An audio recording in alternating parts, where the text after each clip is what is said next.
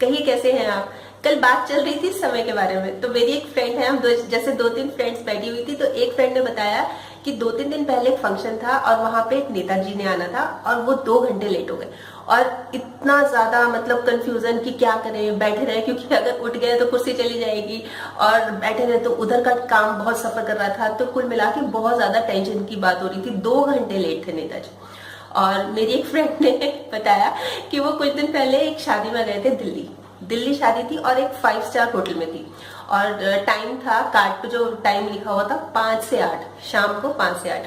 तो उसने सोचा कि 8 बजे तो कौन खाना खाता है, डिनर करता है, तो 8:30 तक पहुंच जाएंगे। तो जब वो 8:30 पहुंचे वहां पे, और जो वेन्यू था कार्ड में लिखा हुआ था उसके अकॉर्डिंगली पहुंचे, तो वहां पे कोई भी नोन फेस ही नहीं था, मतलब सारे अननोन फेसेस थे। उसको समझ नहीं आया कि ये चक्कर क्या है। फिर वो रिसेप्शन पे गए, वहां पूछा कि भाई ये तो इस मतलब हॉल में शादी थी और वो शादी कहाँ है। तो उन्होंने कार्ड देखा, उन्होंने बोला थी, तो उन्होंने बोला कि 5 से 8 का टाइम लिखा हुआ है। 5 से 8 का, तो कहते हैं हमारे तो 8:01 भी ऊपर नहीं होता, क्योंकि इतनी बुकिंग चलती है हमारे कि अगर 1 मिनट भी ऊपर हो जाए तो नेक्स्ट लोग शुरू हो जाते हैं, तो पहले ही तैयारी शुरू हो जाती है। तो 8 बजे तक तो वो जा चुके थे खत्म करके। तो यहाँ पे ये टाइम की बात थी, तो उन्होंने मेरे से पूछा कि आप अपना एग्जाम्पल बताओ ना कोई टाइम का। तो टाइम का एग्जाम्पल मैंने कहा बहुत सारी बातें हैं, पूरा भरा पड़ा है टाइम के बारे में, पर एक कहानी पढ़ी थी थोड़े टाइम पहले, तो मैंने कहा चलो आपको यही सुनाती हूँ। तो मैंने जो उनको सुनाई वही मैं आपको सुना रही हूँ। तो होता क्या है कि इंडियन स्टूडेंट इंडिया, क्योंकि हमारे यहाँ पे टाइम की वैल्यू नहीं है। दुख इस बात का होता है, अगर हम 8 बजे का टाइम दे रहे हो तो 8:30-9, मतलब इंडियन स्टैंडर्ड टाइम, हम हंसते भी हैं, पर टाइम को वैल्यू देना बहुत जरूरी होता है, और जो कि हम लोग नहीं समझते, हम नहीं समझते, हमारे नेता नहीं समझते।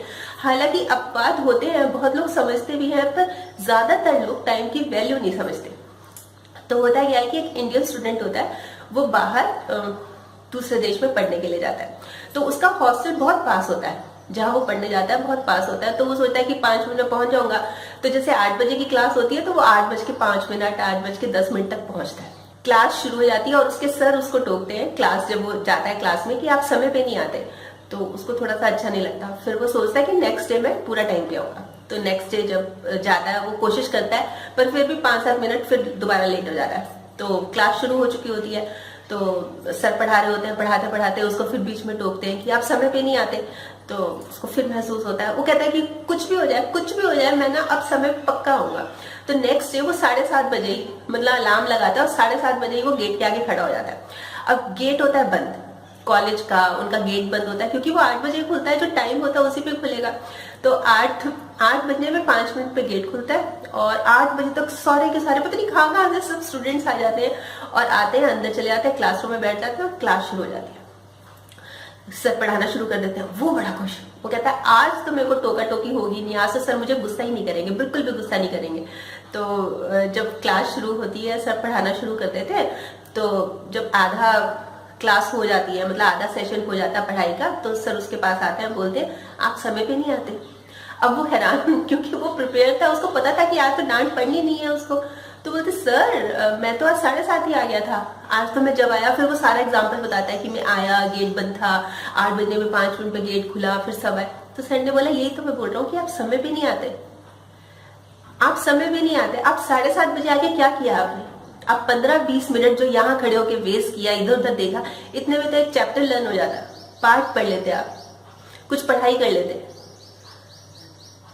तो वाकई में ये है सोचने की बात, कि ये नहीं है कि आप पहले जाके खड़े हो जाओ, ये नहीं है कि आप बाद में, पर जरूरी है कि टाइम की वैल्यू को समझना, समय कितना इंपॉर्टेंट है इस बात को समझना। और जब हम समय पे अफसोस कर रहे होते हैं ना कि समय निकल गया, समय निकल गया, तब भी वो निकल ही रहा है, तब भी वो निकल रहा है। इसलिए समय की इंपॉर्टेंस को समझिए, इसकी वैल्यू को समझिए, इसकी वैल्यू करिए।